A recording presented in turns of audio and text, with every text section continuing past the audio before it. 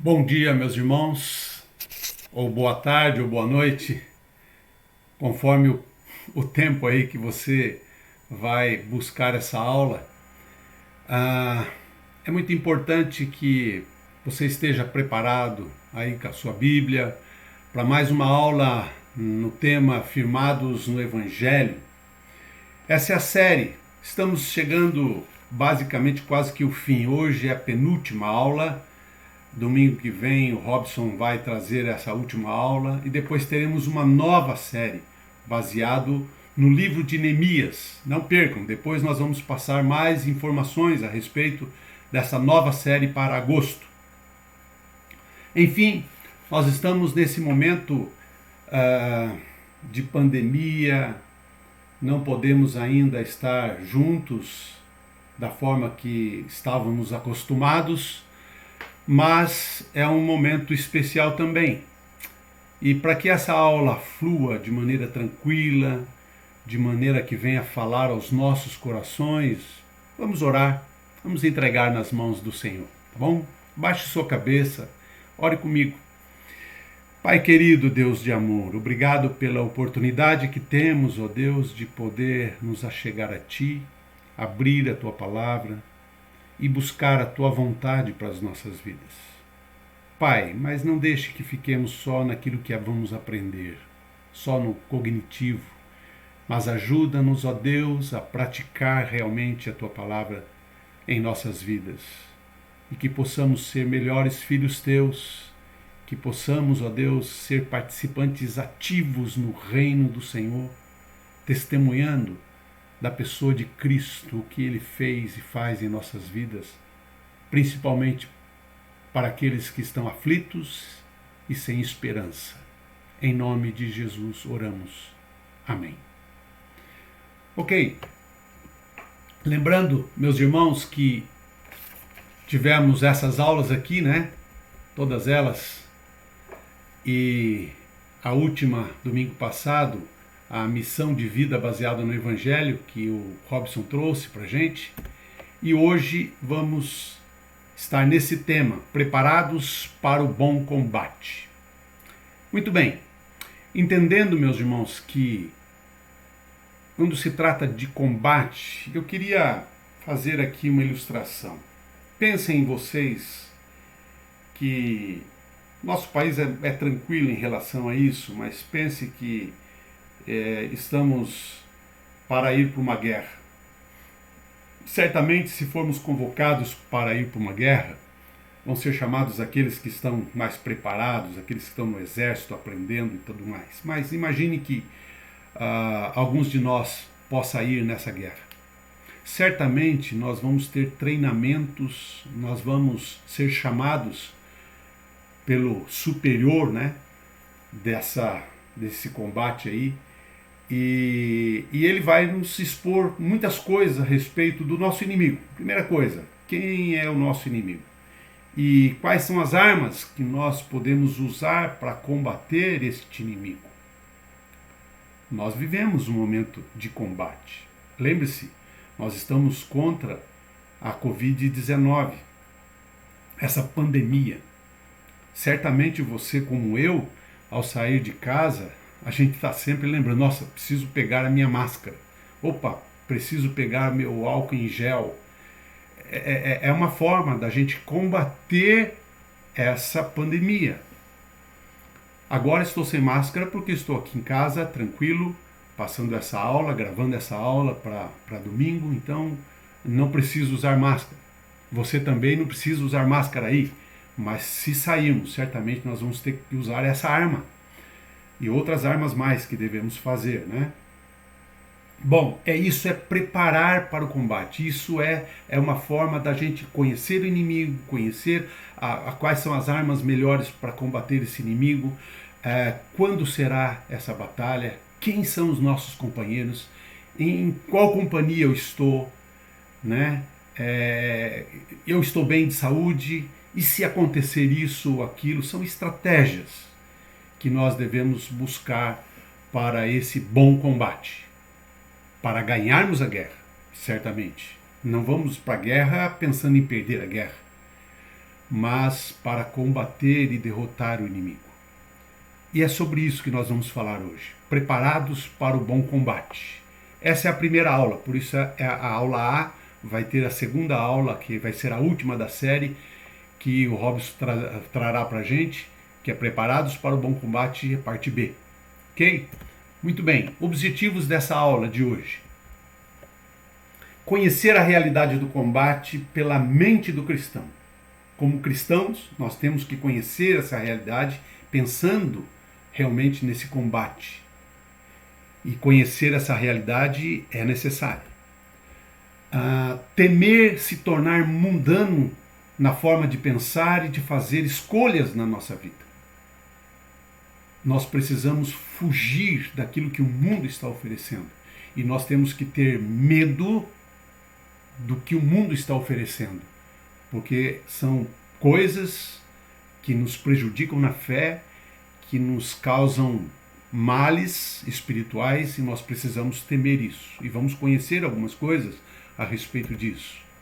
E também identificar áreas de vulnerabilidade mental e formar, certamente, defesas pessoais nessas áreas identificadas.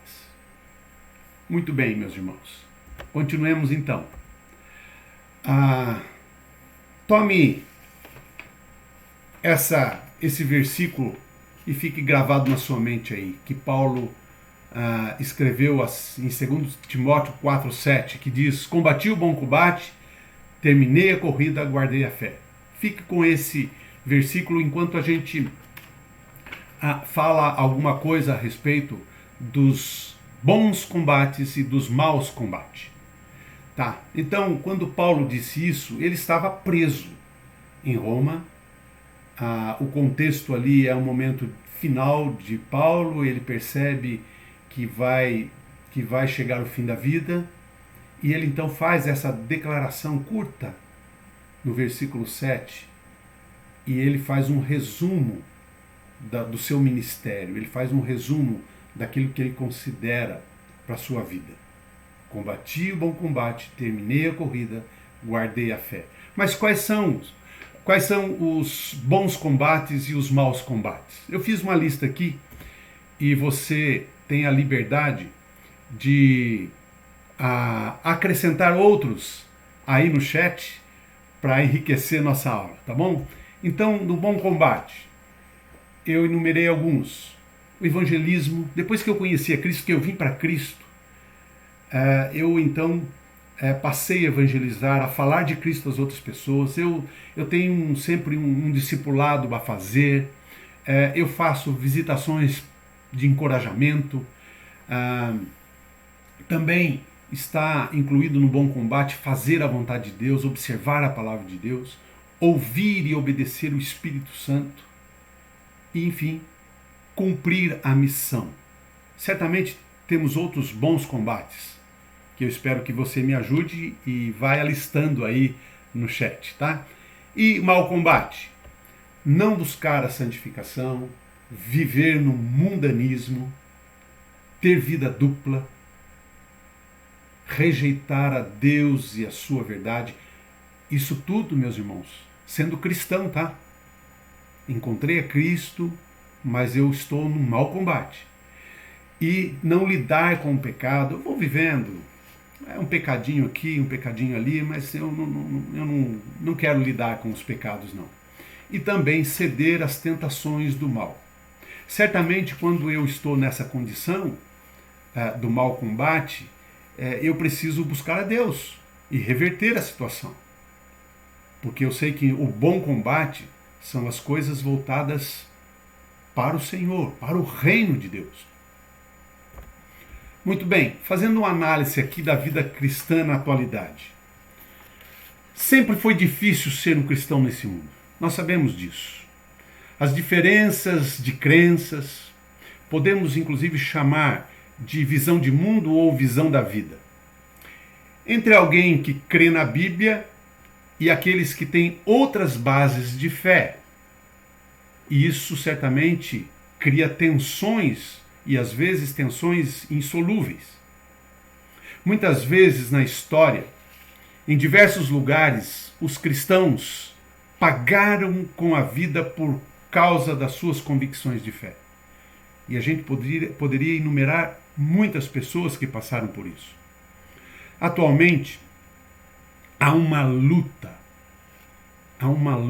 em curso no nosso mundo ocidental.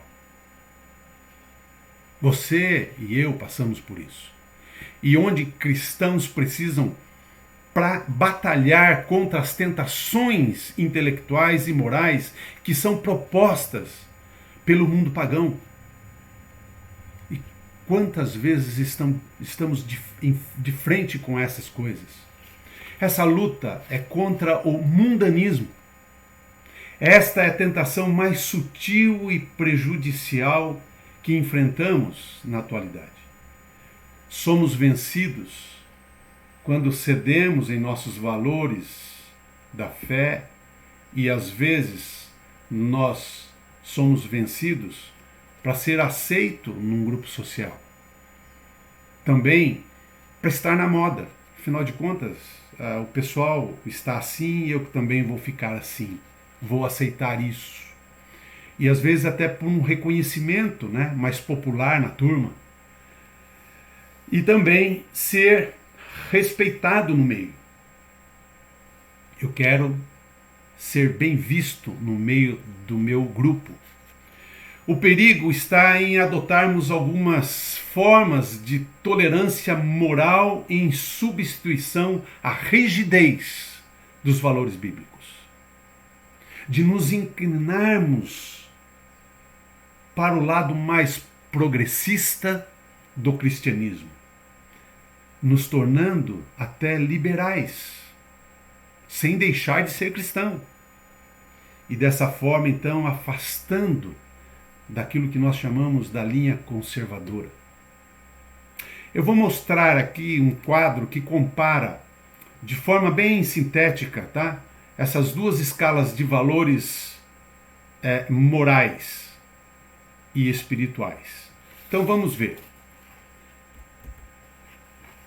Vejam só. A primeira coluna, talvez não esteja aparecendo para você aí, é a linha conservadora, que é a terceira coluna, a segunda coluna. E a terceira coluna é a linha dos liberais. Me perdoe, porque talvez não esteja aparecendo para você aí, e então eu estou identificando, tá? Os motivos, né? Veja, em relação à fé, para a linha conservadora, a Bíblia é a nossa autoridade, ela é infalível para a nossa vida. E também temos a superioridade da fé. O alvo é a glória de Deus. Enquanto para a linha liberal, a Bíblia, como autoridade, ela é apenas nas questões espirituais. Superioridade das ciências humanistas. Aí sim. E o alvo é bem-estar individual. Quando a questão são os valores, para o conservador, é baseados em absolutos. A família, trabalho, a moral e a cidadania. Enquanto para a outra linha são baseados no relativismo humanista circunstancial. Quando o assunto é moral, sexo, para o conservador, sexo só no casamento. Incluímos aí então uma pureza física e moral, envolve compromisso dos dois lados, responsabilidade com filhos, enquanto na linha liberal nós temos o sexo como opção individual. E aí então surgem as AIDS, as doenças sexualmente transmissíveis, gravidez precoce, filhos indesejados, promiscuidade. Quando o assunto é família, para a linha conservadora, a instituição ela é divina. Família é algo divino. Foi Deus quem criou. Envolve aliança e tem propósito divino. É uma missão. Enquanto que no liberalismo, a instituição humana é opcional. É apenas para buscar a felicidade pessoal, sem uma missão transcendente. Família é descartável. Hoje eu estou numa família, amanhã vou estar numa outra família e assim sucessivamente. E família é substituível. Talvez eu consiga dar atenção à família anterior, mas não é assim que funciona. Assunto de aborto. Para o conservador, a vida, a alma, ela existe desde a concepção. As possibilidades de aborto são restritas. Só quando a lei permite e quando há um assunto bem debatido entre os médicos e que vai influenciar na vida da mãe ou na vida do bebê, e aí há uma possibilidade dentro da lei. Mas mesmo assim, muitas pessoas ainda optam por permanecer a gravidez, né? Na linha liberal já não. A vida inicia a partir de algumas semanas de gestação, a opção é individual e circunstancial, e o direito da mulher está sobre o seu próprio corpo. É ela que decide. Mais algumas coisas. Agora acho que aparece para vocês aí as linhas, né? A segunda coluna e a terceira coluna, que vai ficar mais fácil para seguirmos. Quando o assunto é feminismo, para o conservador, o homem e mulher são iguais diante de Deus como funções distintas ou com funções distintas. A hierarquia funcional, homem como cabeça, mulher como auxiliadora. É assim que nós aprendemos, é assim que professamos como conservador. Mas na linha progressista, mais liberal, as mulheres têm funções e direitos iguais e lutam por isso. E nós vivemos isso. Diferenças são discriminatórias. Ai daquele que pensa diferente. O assunto homossexualismo, para a linha conservadora, é abominação para Deus. E isso está escrito na Bíblia. Deus abomina. a maior degradação possível da imagem de Deus com a qual o ser humano foi criado. Veja lá em Romanos 1. Todo o capítulo de Romanos 1 fala a respeito disso. O castigo de Deus, resultado do abandono de Deus, especificamente nos versículos 24 a 27. Enquanto que para a linha progressista, liberal, é uma escolha individual, é uma ideologia de gênero, tendência genética, moral e socialmente aceitável. Quando o assunto é psicologia, para o conservador, toda a verdade procede de Deus, o que Deus define como pecado é pecado. O homem é dotado de arbítrio, que lhe permite, fazer escolhas morais. O homem é responsável por suas escolhas. Deus é soberano e juiz. Enquanto que para a linha progressista, liberal, esse assunto de psicologia, os fundamentos humanistas falaciosos. O homem não pode ser responsabilizado por suas escolhas, quando estas são causadas por condicionamentos. Lembram daquela questão do meio? O homem precisa se livrar do senso de culpa. Ele não tem, ele busca a se conformar na situação, ele não é bem culpado daquilo que ele fez, ele não precisa ser punido por isso.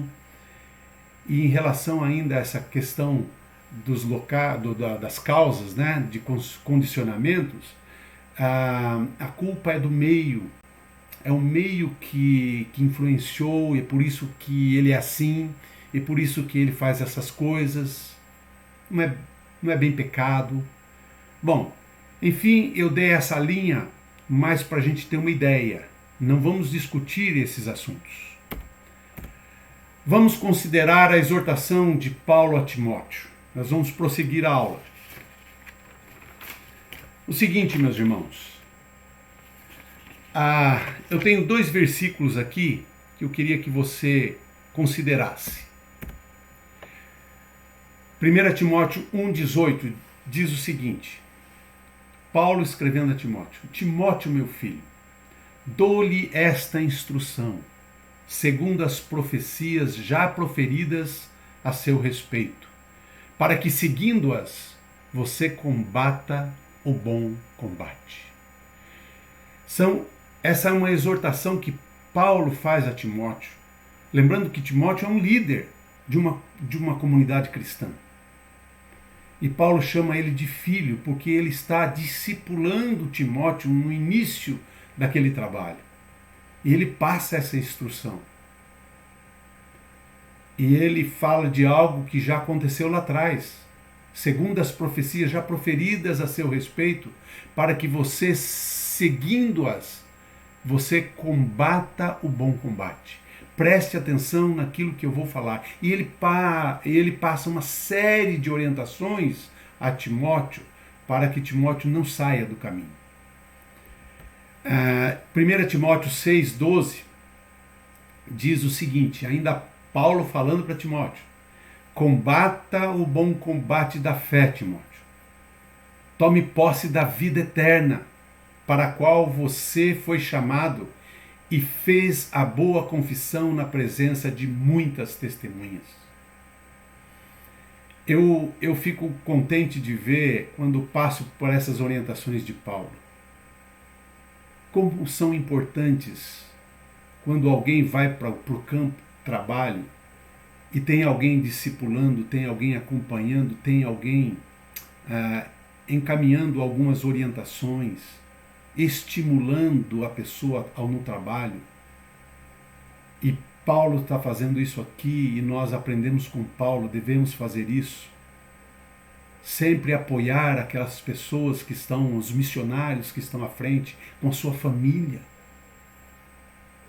Podemos até usar expressões como essa: fique firme, combata o bom combate. Preste atenção naquilo que nós temos como promessas do Senhor. Então Paulo faz essas exortações aqui a Timóteo para que ele fique firme nesse combate. E é sobre esse combate que nós vamos falar. É sobre esse combate que nós vamos aprender hoje. Então, prosseguindo, meus irmãos. O primeiro ponto, quando eu falei para vocês que existe essa questão da guerra, nós precisamos conhecer os detalhes dessa guerra. E para irmos ao campo de batalha, ou para enfrentarmos essa batalha, nós devemos considerar alguns pontos. E esse é o primeiro ponto. O campo de batalha. Conhecer o campo de batalha, saber do campo de batalha. E está envolvendo a questão da mente. Há aqui então uma ênfase de Paulo na necessidade de um cristão desenvolver uma nova forma de pensar, uma nova mentalidade. Esta nova forma de pensar deve levar o cristão a conhecer mais a Deus. E aqui vamos firmar nisso. Todas as orientações que vão seguir aqui é exatamente para isso. Vai ser voltadas para conhecermos mais a Deus, mudar aquela chavinha do velho homem, deixar as coisas do velho homem e começar a praticar as coisas do novo homem. Mudar alguns pensamentos que nós adquirimos no mundo ou do mundo. Daquelas orientações que tivemos, orientações pesadas, erradas, e que vão caminhar com a gente, e aquilo está impregnado na nossa mente, e a gente tem que mudar isso. E esse é um processo. E esse é um processo, às vezes, mais lento para alguns, mais rápidos para outros, mas, meus irmãos, devemos entender que cada um está numa condição, mas há essa necessidade. Há essa necessidade de mudança. E aí nós vamos verificar. Então, identificando esse campo de batalha, trabalhando a questão da mente. Romanos 12, 2 diz o seguinte: não se amoldem ao padrão deste mundo, mas transforme-se pela renovação da sua mente, para que sejam capazes de experimentar e comprovar a boa, agradável e perfeita vontade de Deus. Essa expressão de Paulo está dizendo assim, olha, cuidado com aquilo que é padrão, cuidado com aquilo que é comum para todo mundo. Cuidado com aquilo que é uma forma, cuidado para não entrar nessa forma, cuidado para não se amoldar às coisas deste mundo. Mas há uma necessidade sim, ao invés de você se amoldar com as coisas do mundo, você tem que transformar pela renovação da sua mente, renovar a sua mente. O Hobbes já explicou esse versículo na aula passada, ou retrasada, se eu não me engano, sobre tira aquilo que você aprendeu de errado e à luz da palavra de Deus, então você renova a sua mente. E tem um motivo para isso, para que sejam capazes de experimentar e comprovar a boa, agradável e perfeita vontade de Deus. Se nós não renovarmos a nossa mente, se nós não fugirmos do padrão desse mundo, nós não teremos aquilo que o versículo quer dizer para nós. Quais são essas coisas boas? Quais são essas coisas agradáveis e perfeitas que Deus quer para nós? Quantas coisas Ele quer para nós, mas há necessidade, então, de mudar a mente. E só assim, mudando a mente, nós podemos enfrentar essa batalha. Quanto à antiga maneira de viver, Efésios 4, 22 e 24, diz o seguinte: quanto à antiga maneira de viver, velho homem, vocês foram ensinados a despir-se do velho homem, que se corrompe por desejos enganosos, a serem renovados no modo de pensar e revestir-se do novo homem, criado para ser semelhante a Deus em justiça e em santidade provenientes da verdade. Amados, aqui temos 3 questões para frisar aqui. Vejam, quanto à antiga maneira de viver, vocês foram ensinados, ó. Primeira, despir-se do velho homem. Despir-se do velho homem. Despir-se do velho homem. Não sei se eu vou conseguir fazer aqui esse marco aqui, né? Mas é despir-se do velho homem. A primeira coisa. Despir-se do velho homem. Depois, diz assim a palavra de Deus, que esse velho homem se corrompe por desejos enganosos. E então agora é ser renovados. Depois se despir do velho homem, devemos ser renovados. Renovados. No nosso modo de pensar. E a terceira situação é revestir-se do novo homem. Revestir-se do novo homem. São essas três questões que nós precisamos considerar. Lembra da maneira antiga de viver? Vocês têm que considerar que vocês devem se despir, tirar tudo aquilo que não presta, tudo aquilo que não agrada a Deus, que corrompe por desejos enganosos. Então ser renovados na maneira de pensar e então revestir-se do novo homem.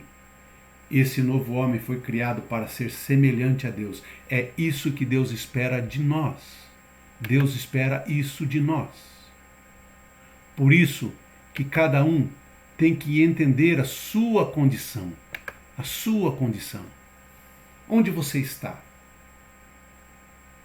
Como que você está em relação a essa questão de mudar a mente?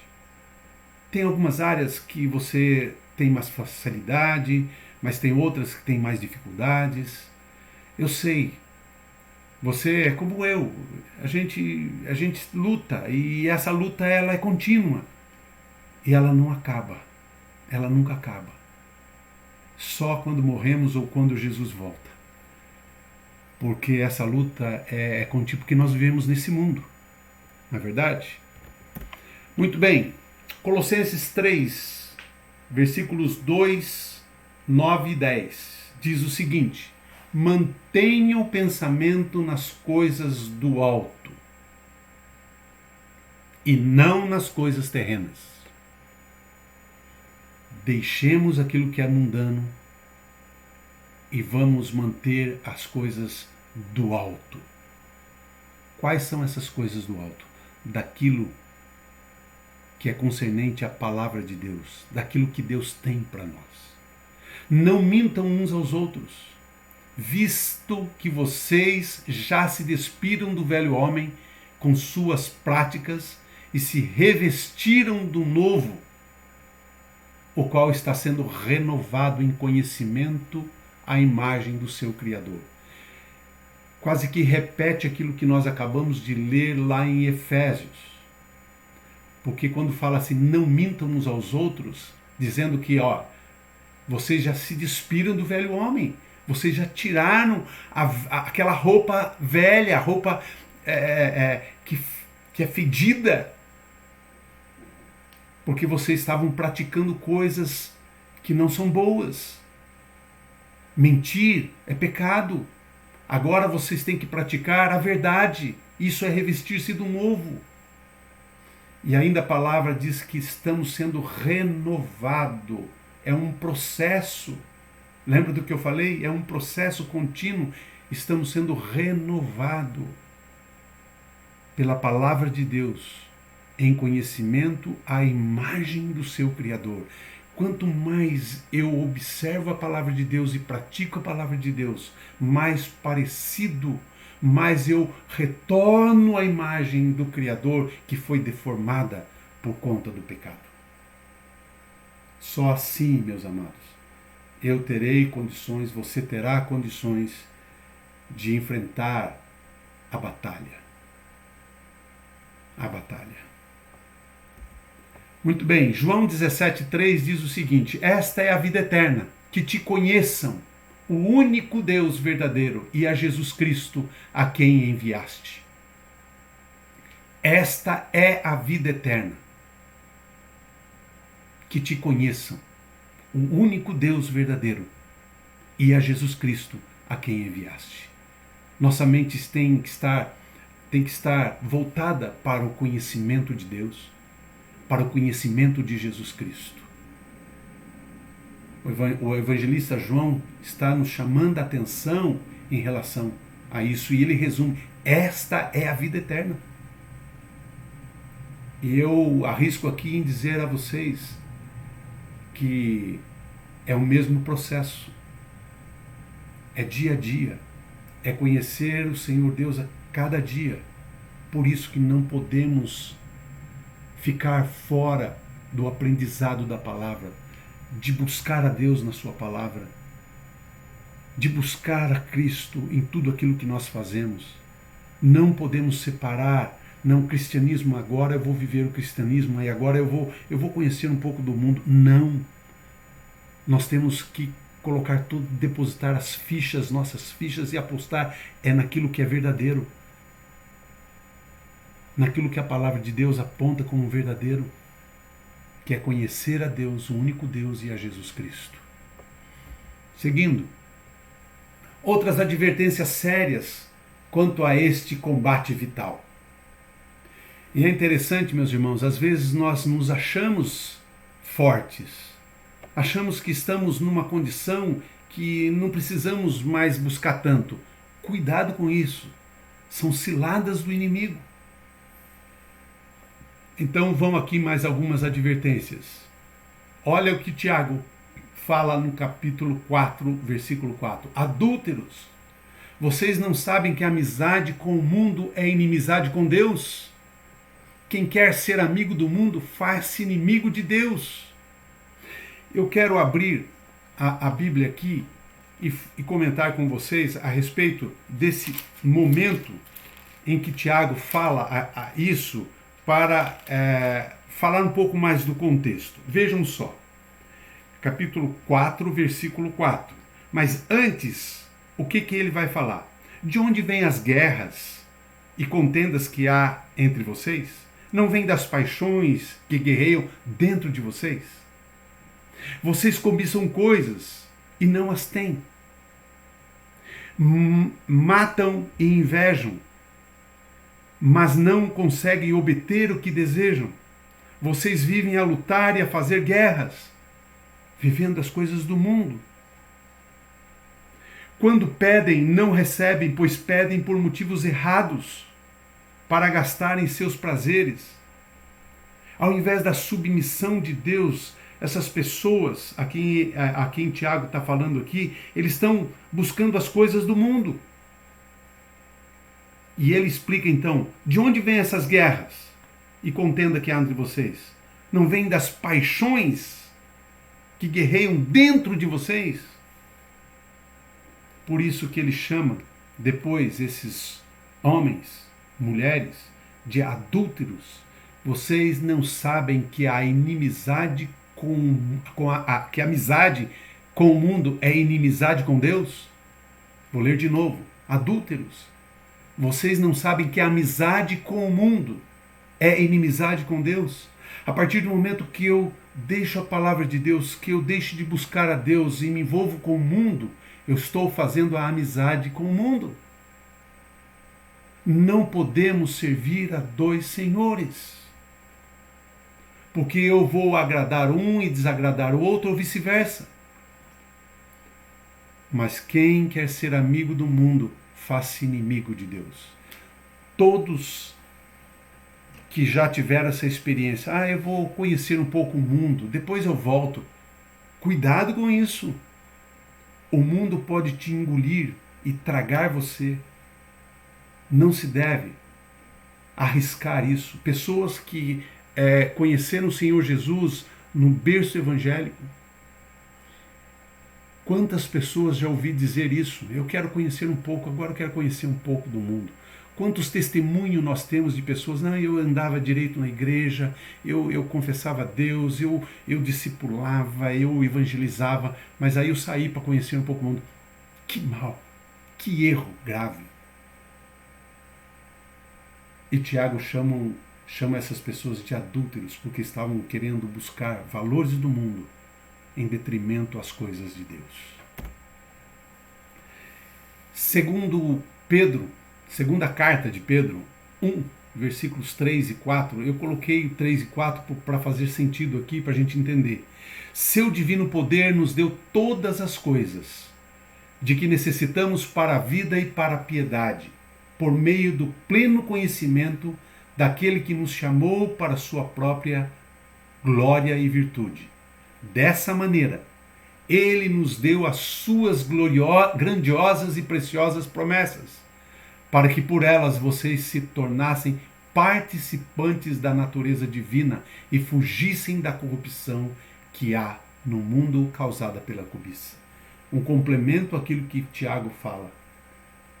Mas aqui, quando Pedro fala no versículo 4, dessa maneira, ele nos deu as suas grandiosas e preciosas promessas.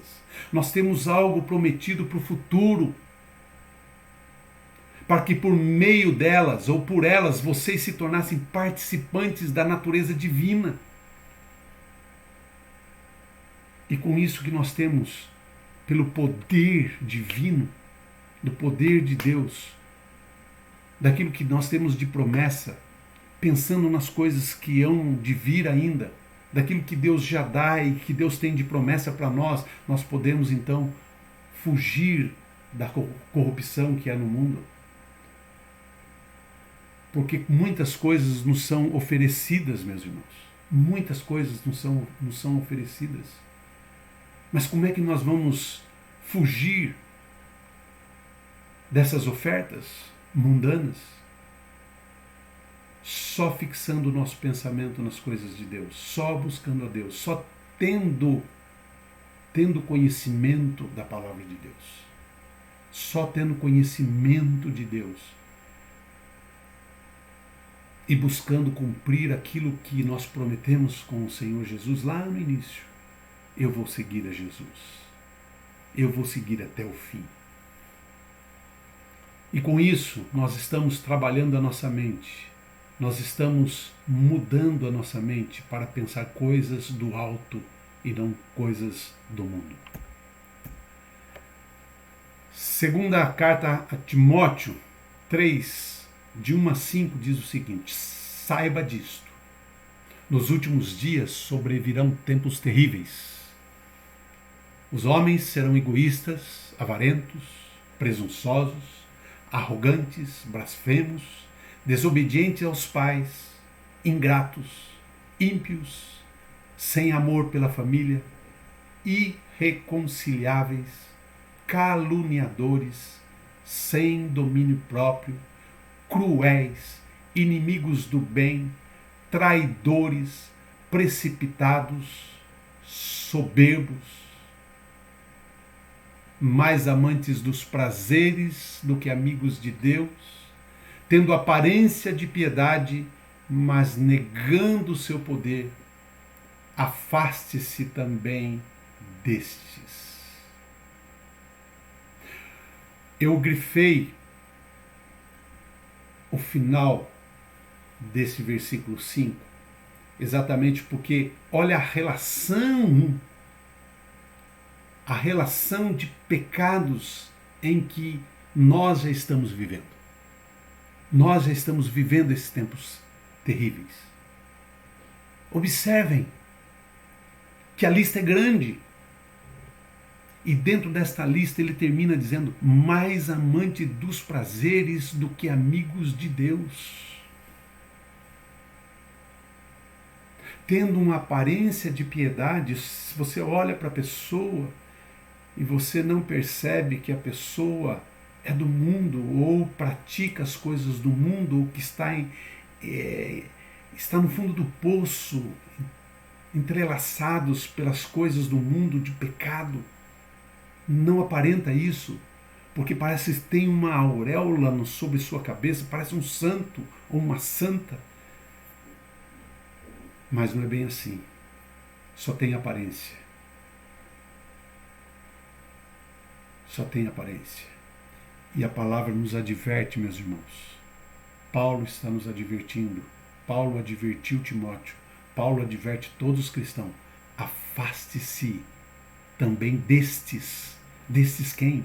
De todos que praticam qualquer uma dessas coisas. Meu Deus. É uma lista enorme. E que cada um de nós deve falar, será que eu não sou egoísta? Será que eu não sou avarento? Será que eu não sou presunçoso, arrogante? Será que eu não preciso melhorar a forma de eu falar? Será que eu não desobedeço meu pai, minha mãe, aí para os filhos? Será que eu não sou ingrato?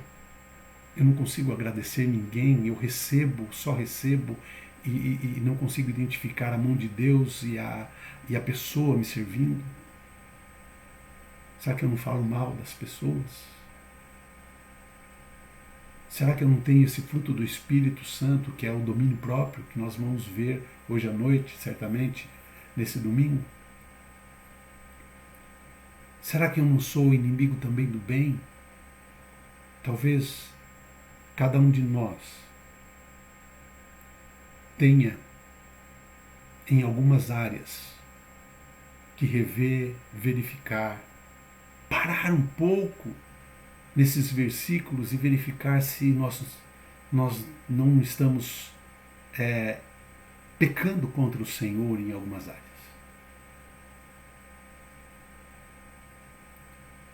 E a advertência é: deixe de fazer isso e afaste-se daqueles que fazem isso. É forte, mas é uma observação clara. Meus irmãos, nós estamos falando sobre o campo de batalha. E eu falei que nós devemos considerar alguns dados para enfrentarmos a batalha. A mente, a mudança da mente, foi o primeiro assunto. Agora nós vamos partir para o segundo dado.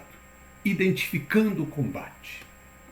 E eu pergunto, quem é o nosso inimigo número 1? Quem é o nosso inimigo número 1? Faltou um ponto de interrogação no final aí, mas é uma pergunta. Olha quem é o nosso inimigo número 1? Ou quem são os nossos inimigos? Mas finalmente, fortaleçam-se no Senhor e no seu forte poder. Vistam toda a armadura de Deus, para poderem ficar firmes contra as ciladas do diabo. Pois a nossa luta não é contra pessoas, mas contra os poderes e autoridades, contra os dominadores deste mundo de trevas, contra as forças espirituais do mal nas regiões celestiais. Efésios 6, 10 a 12. Advertência, meus irmãos. O diabo é o nosso maior inimigo e ele não vem sozinho. Ele tem milícias à sua volta, a seu serviço. E ele é engenheiro na questão de montar ciladas para pegar, para nos derrubar, para nos caçar. Então a nossa luta não é contra a pessoa, ou algumas versões falam contra carne e sangue, mas é contra os poderes espirituais, contra as autoridades espirituais, contra os dominadores deste mundo, e o diabo é o dominador deste mundo. Ele, com seus anjos, maus anjos, ele faz e desfaz. Se não é a ação de Deus que limita a ação desses seres, nós estávamos mortos. Mas eles agem com uma limitação do Senhor. Mas nós precisamos entender que nós estamos diante dessa luta. Estamos diante dessa força espiritual. E que não são fáceis se não for por Deus. Quando estamos diante de situações espirituais terríveis, eu vejo que às vezes pessoas que temem a Deus, que conhecem a Deus, tremem. E é para tremer mesmo, porque não é um inimigo comum. E a nossa oração deve ser sempre: Senhor, caia por terra toda essa força do mal, para que a tua igreja avança, para que o teu reino avança, para que Jesus Cristo volte e faça o que tem que ser feito, o que está prometido pelo Senhor. Nós precisamos orar contra essas forças terríveis, e elas estão entranhadas, né, na política, na corrupção, no meio, em todo o meio em que vivemos. Neste mundo todo ele está entranhado, agindo, nunca parou de agir desde o primeiro pecado. É isso nós precisamos entender, por isso esse ponto é importante. Nós temos que identificar que nesse combate existe esse inimigo, e este inimigo não vem sozinho. Não vem sozinho. Quando ele não está presente, ele tem outros anjos que estão a seus serviços. E são milícias, são milhares, milhões de anjos maus. É contra eles que nós lutamos. Por isso que às vezes nós fraquejamos, por isso que às vezes nós nos sentimos entristecidos, por isso que às vezes as coisas não dão certo, e você tem que identificar, porque as lutas são espirituais. E esse ponto é importante que você saiba, que eu saiba, que não esqueça disso. Vamos seguir em frente. Como se dá este combate? Vamos saber como se dá esse combate. Pelos meios de propagação das formas de pensamento mundano. Meus queridos, o diabo, ele tem acesso a todas essas coisas que eu vou listar aqui. E vocês vão concordar comigo. Vejam, tem pessoas que trabalham em favor dessas coisas malignas. A arte em geral, música, filmes, novelas. Gente, tem coisas boas de músicas, filmes, mas no meio dessa arte, o diabo entra e vira a chave ali. Quantas músicas que às vezes nós deparamos que a nossa TV está tocando, que o nosso rádio está tocando, que o nosso som, o celular está tocando, e você vai observar a letra, não glorifica a Deus, pelo contrário, glorifica o diabo. Filmes. Eu vejo crianças que ainda estão de fraldas assistindo filmes terríveis. Mães, pais que colocam seus filhos para entretê-los, para dominá-los, colocam um filme lá e vai para outra sala, vai para outro lugar e não sabe o que está passando para esses filhos, que eles ficam de olho e vendo aquilo, depois não dormem, tem pesadelos. Gente, esse é um combate. A moda, cuidado com isso. Cuidado com isso. Eu estou usando porque está na moda. Mas espera aí, você tem que estar na moda?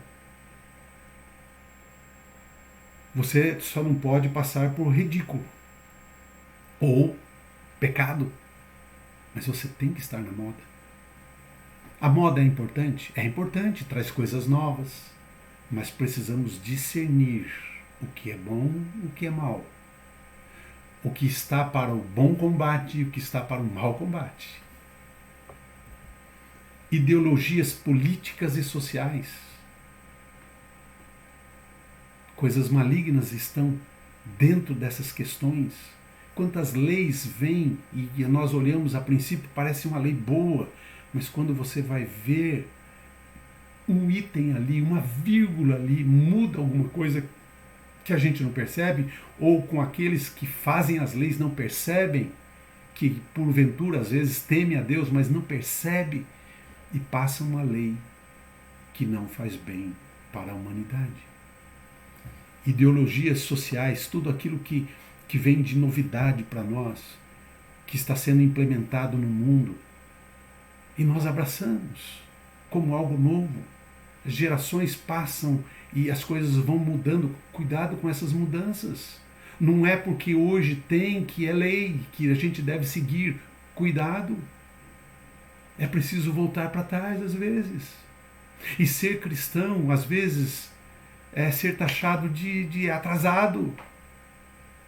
Eu prefiro ser chamado de atrasado em alguns assuntos. E não tenho vergonha por isso. E você também não deve ter vergonha por causa disso. Literatura. Aí a coisa é vasta. Né? A coisa é vasta. Autoajuda. Como isso faz um mal para aquele que não sabe discernir. Como isso faz mal quando você não tem o conhecimento primeiro da palavra. É bom que você nem veja, nem leia. Porque a autoajuda, meus irmãos, está na palavra de Deus. A palavra de Deus é a nossa ajuda. A palavra de Deus é a orientação para os filhos de Deus. Mídia. Quantas coisas, principalmente nesse momento que estamos vivendo, no G4 e agora vem G5, celulares, filmes, vídeos, áudios, lives.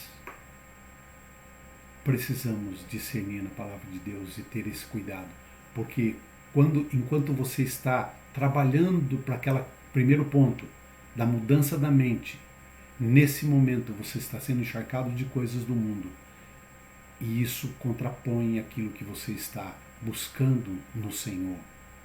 Aquilo que você está tentando tirar da sua mente pode sofrer uma reviravolta por conta daquilo que você também permite ouvir, ler e buscar, assistir. Muito bem, prosseguindo então. Como se dá esse combate? Como é que se dá? Quando nossa mente é atiçada para assumir as verdades que são propostas. Aí então começamos a ser absorvidos por elas, sutilmente às vezes, e a ser derrotados, e a nos tornar gradativamente mundanos da forma de pensar e de agir. E quando fala de atiçada, é porque às vezes é aí que entra a questão da sutileza, né? É uma isca para ver se a gente assiste, ver se a gente adere nessa questão. Essa aqui eu vou assistir. Gente, eu dou um exemplo aqui. Eu estava vendo a Bíblia online no computador e veio uma propaganda odiosa do lado da palavra de Deus. Uma propaganda que eu não gostei. Penso às vezes até de cortar um pedaço de papel e colocar do lado para não ver as propagandas ali. Então às vezes é melhor pegar a Bíblia mesmo no livro, né? Porque as coisas são sutis. Às vezes você está lendo a palavra de Deus e ali permite algo que um link ou uma figura. É complicado. Precisamos estar atentos. Precisamos saber como se dá esse combate. O apóstolo João nos previne contra os perigos mais reais do mundanismo. Vamos ver alguns. Olha só. Não amem o mundo nem o que nele há. Se alguém amar o mundo, o amor do Pai não está nele. Pois tudo o que há no mundo, a cobiça da carne, a cobiça dos olhos e a ostentação dos bens, não provém do Pai, mas do mundo. O mundo e a sua cobiça passam, mas aquele que faz a vontade de Deus permanece para sempre. Medite nisso. Não ame o mundo, nem aquilo que está no mundo. Porque se alguém amar o mundo, o amor do Pai não está nele. Tudo o que há no mundo, a cobiça da carne, a cobiça dos olhos, lembrando que esses são os pecados que aconteceu lá com Adão e Eva. Cobiça da carne, cobiça dos olhos, não vai fazer diferença, vou ser igual a Deus. A ostentação dos bens não provém do Pai, mas do mundo. O mundo e a sua cobiça passam. Até o ouro passa do mundo. Mas aquele que faz a vontade de Deus permanece para sempre. 1 João 2, 15 a 17. 1 João 2, 15 a 17. Se você quiser voltar depois lá para certificar, esse é o endereço. O que você vai fazer então com o aprendizado de hoje? Meus irmãos, a nossa aula hoje foi rápida. Ou está sendo rápida, né? Não terminamos ainda. Por quê? Porque essa última aula de domingo que vem é a parte B desse mesmo tema. Preparando para o combate. Eu gostaria de desafiar você a estar novamente no domingo que vem e buscar essa aula, porque o Robson ele vai trazer algumas aplicações e ele vai falar mais alguns assuntos. Mas eu quero perguntar o que você vai fazer com esse aprendizado de hoje. Hoje já tem um aprendizado. E se nós buscarmos, eu diria que eu preciso rever a minha vida. Eu preciso rever a minha mente. Se eu não tenho algo ainda para tirar da minha mente e colocar coisas novas, coisas do Senhor, coisas da palavra do Senhor. Eu tenho também que entender que esse mundo é mau e que o diabo reina, por enquanto, reina. E eu preciso conhecer as sutilezas do inimigo e ficar atento para não cair nas ciladas do diabo. Você acompanha isso comigo? Você está entendendo isso que eu estou falando? Fique atento. Então, essa aula, Preparados para o Bom Combate, eu falei de 2 dados que nós precisamos conhecer para então enfrentarmos esse bom combate, né? Ou para estarmos nesse bom combate. O campo de batalha, a mente, e identificando o combate. Esses 2 dados que precisamos identificar para então estarmos preparados para o bom combate, para enfrentarmos a guerra espiritual que existe. E o Robson vai trazer esses outros 2 dados para a gente. Uma advertência severa, venha para a aula e veja o que o Robson vai propor para nós. E também fortalecendo-nos para o bom combate. E aí ele vai, inclusive, dar algumas sugestões, vai fazer algumas aplicações que eu deixei para a aula dele. E é importante que você confira nessa segunda aula. Meus queridos, basicamente é isso que eu queria trazer para vocês. Parece pouco, mas é o suficiente para que você enfrente o dia a dia. Mas é o suficiente para que a gente lembre de algumas coisas. Se for possível, volte à aula e pratique aquilo que precisa ser praticado. Porque neste mundo, nesta batalha em que nós vivemos, nesta batalha em que nós estamos, nós precisamos vencer, e para vencer só em Cristo e com Cristo e por Cristo. Que vocês tenham um bom restante de domingo e obrigado por aqueles que vieram também participar ou assistir essa aula depois do nosso tempo online aqui. Deixe a sua contribuição no chat, faça algumas opções de orientações aí, fique muito à vontade, tá? E eu vou dar esse tempo para que você, então, faça a sua despedida aí e busque a Deus em oração.